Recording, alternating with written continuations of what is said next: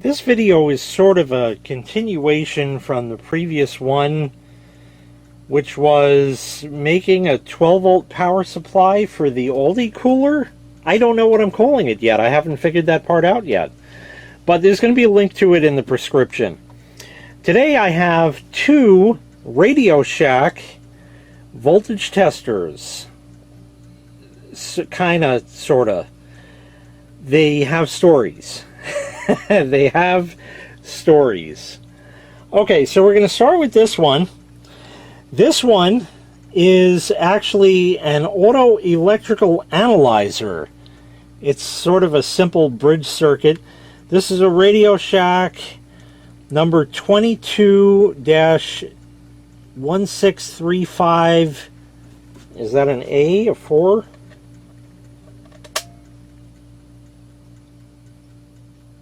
Sure looks like a small A to me.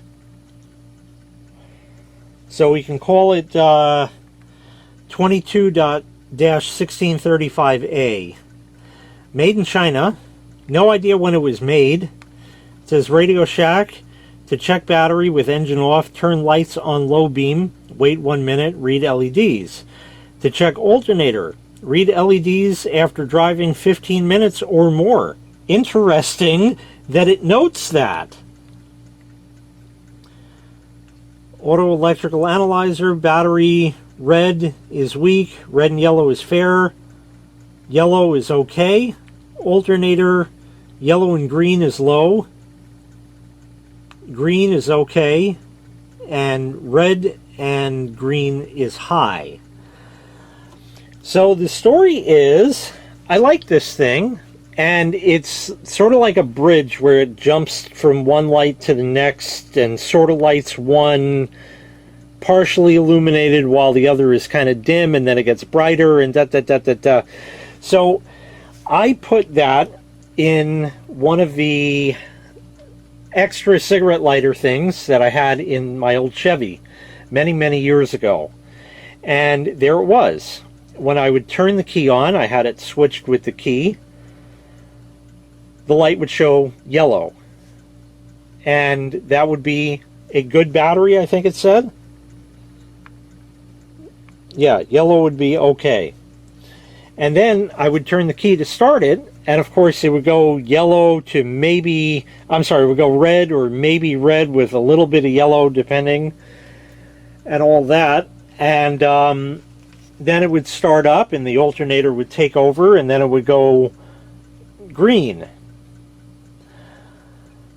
As I would drive around, I would leave it there, and I could see it down below the dash where I had it mounted, and you could watch them lights, and they will do all kinds of crazy shit as you drive. That being an old car and not being that well of a regulated alternator and all that, you could see all kinds of fun stuff and what it would do. I remember a rainy night in the winter with the heat on high and the lights on, and I didn't just have headlights, I had fog lights and then more fog lights. So that was quite a load that I was putting on it, along with the blower fan on high. Sometimes there was a fan in the back I had to run depending. And yeah, I would be sitting there at a traffic light and have the blinker on, and the blinker is like,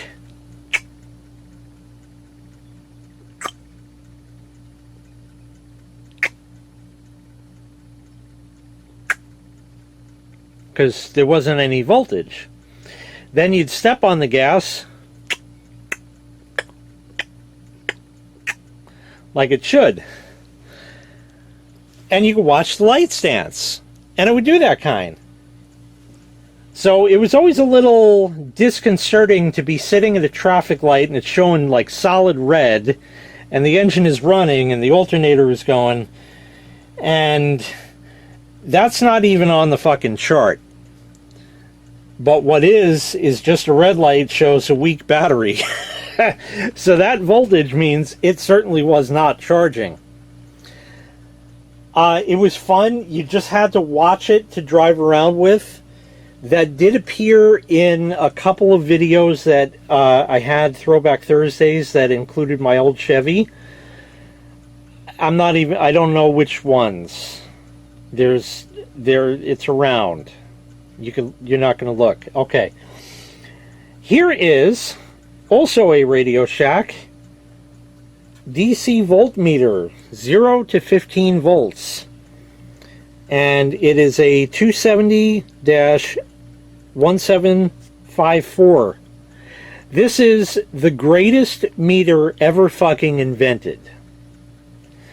I had this meter in that same car, except instead of being mounted this way, where it would make sense, it was mounted this way, where it didn't make sense. There was some black goop on it, gunk. I think these were mounting lugs. You would have to drill a hole out for that, and then 2 things there, and then these nuts would spin off. It's rusty from over the years. I never mounted it that way. The reason it was mounted fakakta like that is because in this old Chevy Citation, pardon me, it had a vent for the AC, but it didn't have AC. So because it was like the cheapest base model, you didn't even get a vent there. They didn't run a tube up to that where air could come out.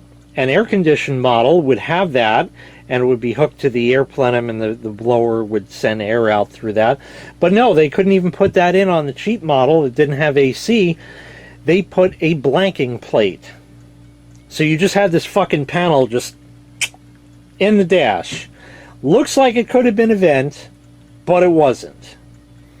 It almost fit this meter. I had to use 2 rubber strips, 1 or 2 rubber strips, and then it was a nice tight fit. And the one thing you didn't want to do is go boop and poke it, because then it would go inside. And then I'd have to take the dash apart, and I'd be really pissed. Obviously, I never did that, so that wasn't a problem. The black goop is actually black silicone rubber that I was not able to get off of it. And the reason that's there in both corners is because at night you can't read that fucking meter. So what did I do? Of course, I illuminated it. I had a couple of grain of rice bulbs. Not quite. They weren't that small, but they were very small bulbs that either ran on 12 volts directly or ran on 12 volts with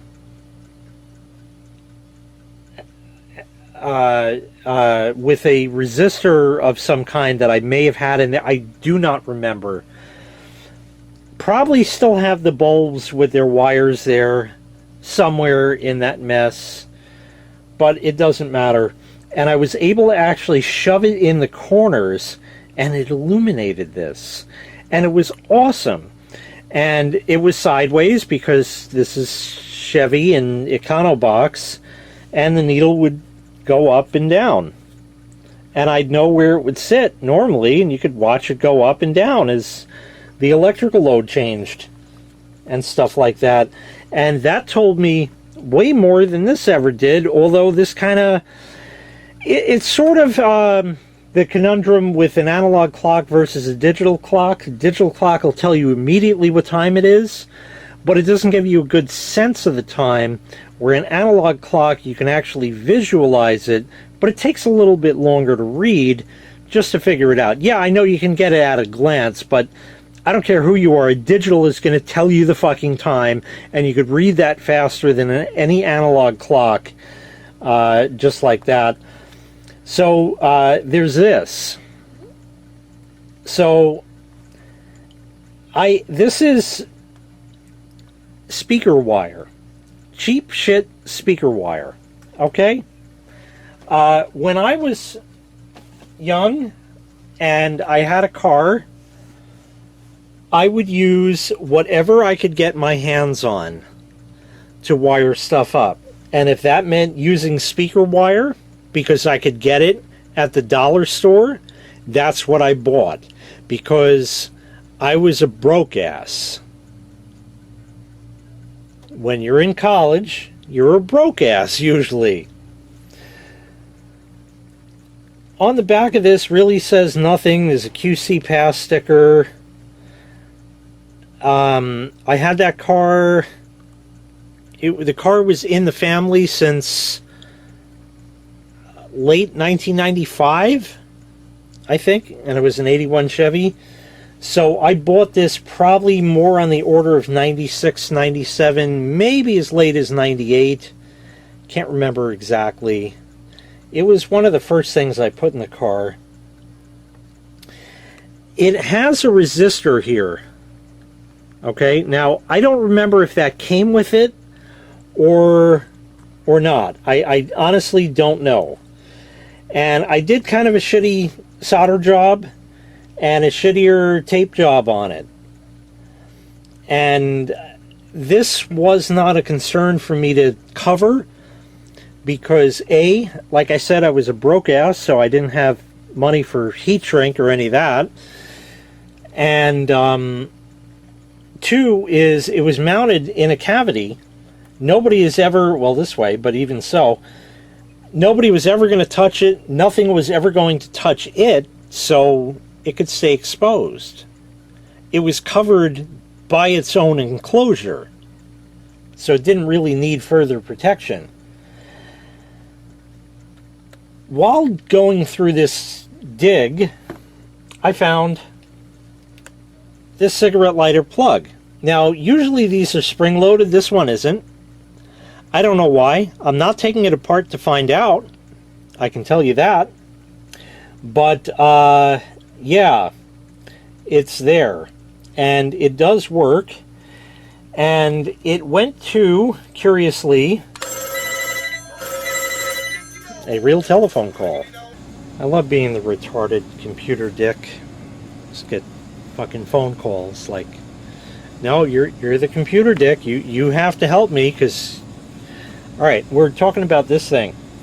So, as I was saying, this cigarette lighter plug that is kind of knackered-y, that I'm not going to take apart, that yes, I did make myself because more speaker wire, although a thicker gauge, goes to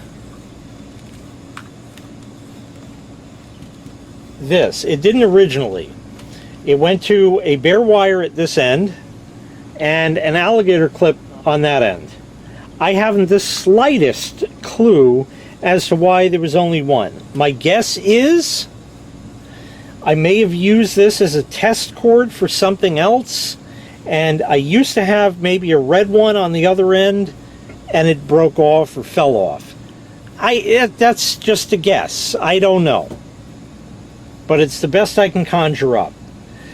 All I know is that I want to reconnect this to that. But let's test this out first, so that way you can close out of the video and not get your full daily value allowance. And because you clicked off of the first video and didn't even watch that, we're going to be using this Gressel big power bank thing. Because it's here. And I got it for free from China, and I didn't have to make a video on it. Okay, we're going to turn it on. Takes an hour for that. No excuse for that. We'll plug this guy in. Start with that. DC.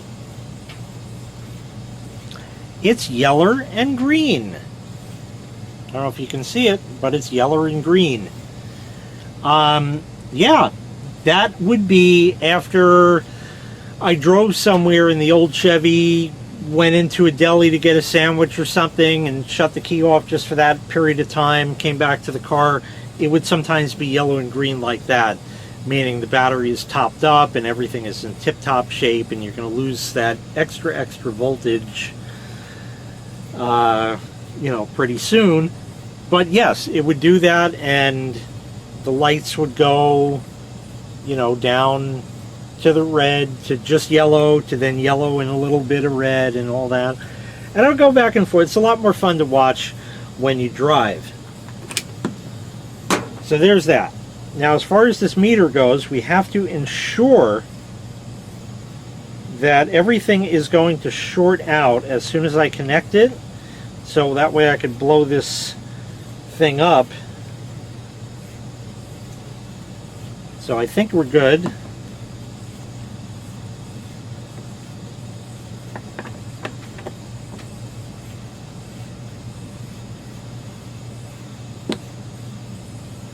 And there you go. Yep, that is about where it would read, and it's a little bouncy, not too bad. That's about where it would read when the engine was running.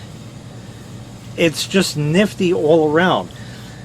So my thought was, let me hook up this cigarette lighter wire plug thing to this and not worry about the safety of any of the wires, just the connections here, make that a little more gooder. And maybe, I don't know, throw some more electrical tape around this and be careful with it, I guess, something. And just keep it in the Big 6 for a little while, because of the potential alternator issues that I thought I was having that actually aren't, but might be a bad battery, but hasn't proven itself, and I'm charging the battery in the car again because I can as we speak. In fact, I think I'll maybe, no, I'll check it later, the hell with it. If it's on fire, at least it's charged up, you know. We're going to pay no mind to what the wire colors are, because it's hooked up the right, because I did it the wrong way the other day. It's hooked up the right way now, so we're just going to hook it up the same way, so we're just going to do one at a time, so I don't forget. Because this is still a viable thing, we're just going to go ahead and cut that maybe here and leave the wire on it, and I'll put the little boot back on that, which I can do there like that.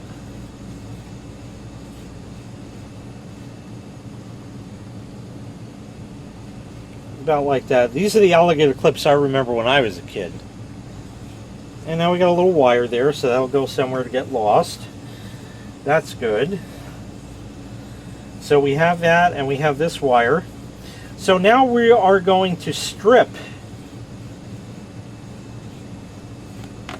this and just make a new connection-er. Make it newer-er. And we're going to do it in a sort of non-conventional manner. Well, maybe not non-conventional, but non-conventional.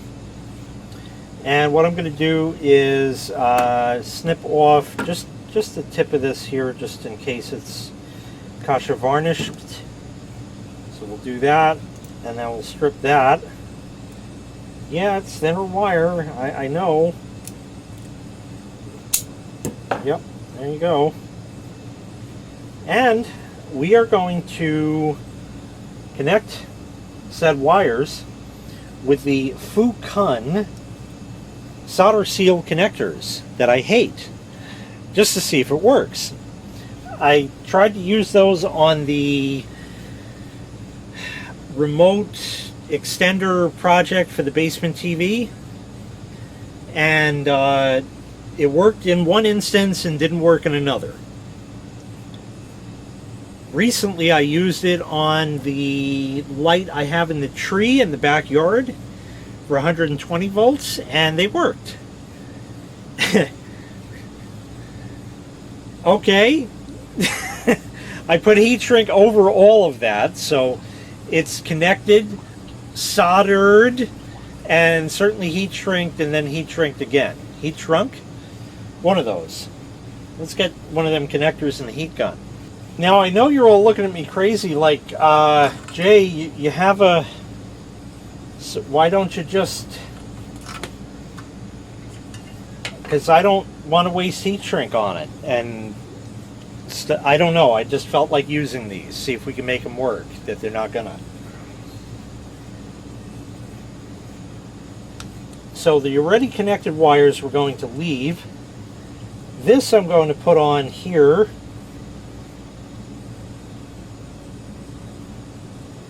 There you go. And I'm going to go ahead and twist these together, as I always do.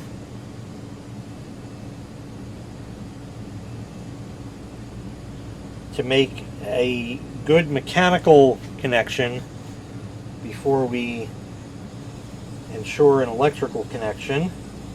And with any luck, that will go on there, and will go on there, and will go on right there.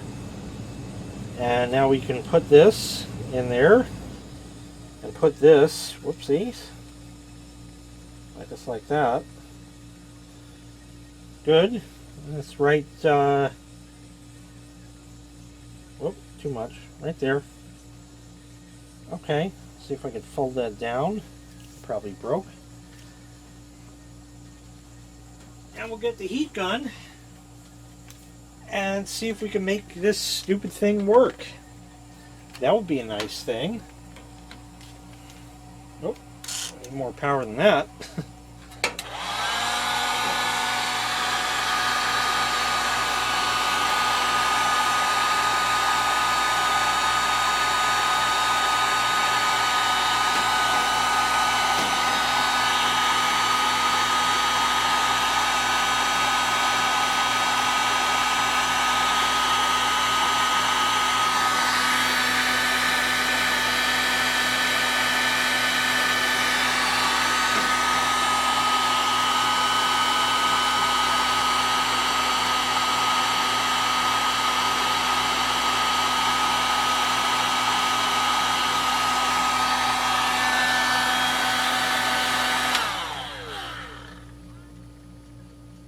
There. I don't know if it works. We'll find that out later.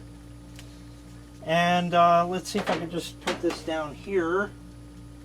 Right there. Probably too hot. Yeah, it's kind of molten-y. It soldered it. So we'll give it that. And now I want to sort of guesstimate. I want to try to make the wires about the same length. So we'll kind of just cut that, oh, maybe about there. And that one we'll just snip off the tip. Get rid of that, strip those, and do exactly the same thing. So about in there, like that. That'll be reasonable. And here, oh, a little more. Good. Had those strippers since I was a kid. I was like 8 years old, and I was given those. They're the real ideal strip-o-matic, something like that. Strip master, rather. Ideal strip master. They need a little oil. They've been around. Yeah, I should probably oil it up. But yeah, it still works to this day. Amazing. I've had that tool since I was like 8 years old. It's almost fucking 40 years old. That's crazy.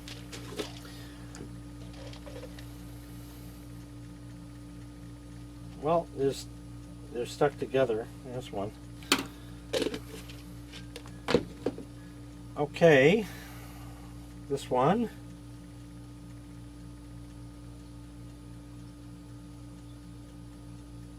There we go. Yeah, it's maybe a little tad shorter, but it don't matter. I'm not very trustworthy of the cigarette lighter plug that's on that to begin with.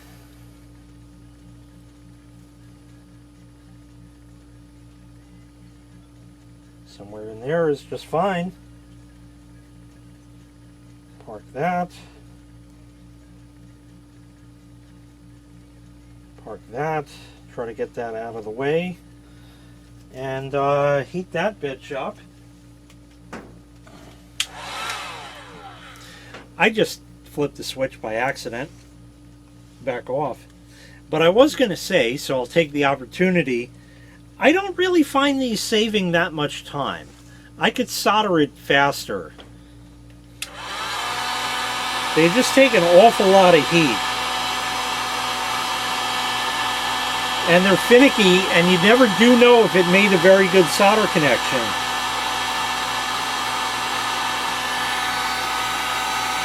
They have their place, without a doubt. And in some cases, it is a hell of a lot more convenient than soldering, but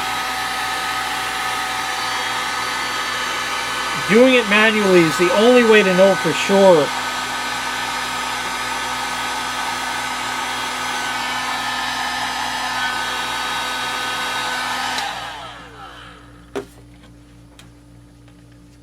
Alright, so that's probably molten-y still. And we know we had the polarity right because we did it one at a time.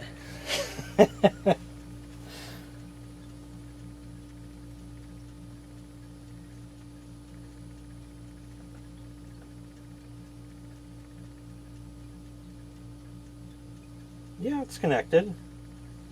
Again, we don't know how well, but... So it's a little longer, okay, but it's fine. It's just going to be just for, let's see what it reads kind of thing, just for fun. And it's going to be a toy for a little bit, and then it's going to go back in hiding for another 20-something years. Good. Okay, I guess we can test it now. And that's hot. That's good. That was definitely worth heating the meter that I can't get another one of. The wire is tangled. You ever have that happen? No? You did? You did? Yeah. I don't understand why it's possibly tangled. I mean, look at it. Shit, you know. So let me see if I could just sneak by the camerator. And, oh good, the DC is still on. Yeah, it works. Excellent. Let's get some electrical tape for it and power this stupid thing off.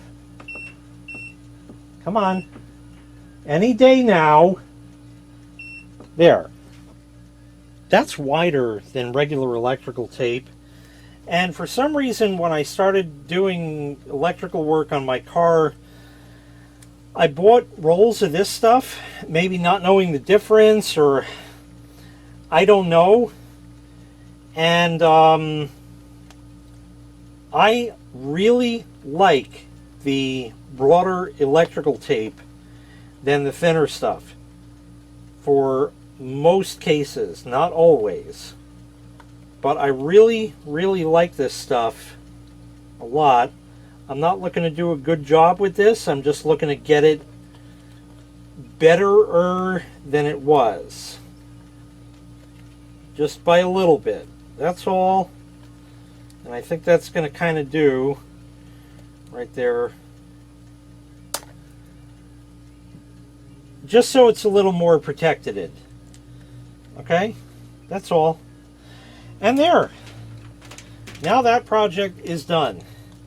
And I can bring that out to the car and watch it and get worried about what it reads.